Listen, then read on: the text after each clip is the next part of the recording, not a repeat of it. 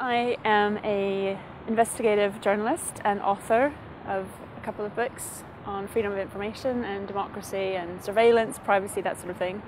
And I've also been a member of the org advisory board for the past year. And I've never looked back.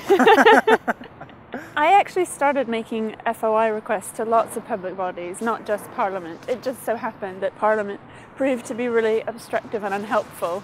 And as a journalist, when people don't want to tell you things, it really pricks your interest. I mean, I was trying to get this data released through the law, and actually I didn't get it.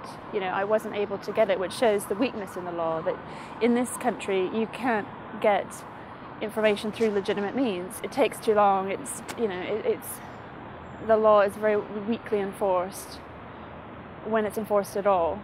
And in fact, I don't think we would have known the extent of the scandal if it had not been for this whistleblower who gave the disc. So, and that's wrong in a democracy. You know, we're in this weird situation right now in Britain where we have a government that wants to know more and more about our private lives, private lives, really prying intrusive information.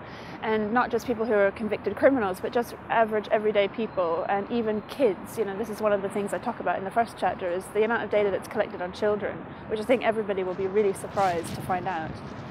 And yet, when we then turn the gaze back on the state, we don't get anything. You know, we really can't find out the most basic information. What seems to be happening is that copyright is the new censorship, and under the banner of copyright a lot of censorship activity is happening. It's sort of it's the sort of polite face of censorship, and so it's used in different ways. It's used to either suppress information so it can't get out into the public domain. It's used to allow anti-competitive practices to carry on, so businesses that aren't competitive, that people don't actually want to use them anymore, they maintain their market position through copyright so that it stifles innovation. There are a number of lobbyists who have a lot to gain from draconian censorship law. Music business, all kinds of industry people are putting a lot of money into lobbying our illustrious MPs and lords to pass legislation that doesn't actually favour the general public.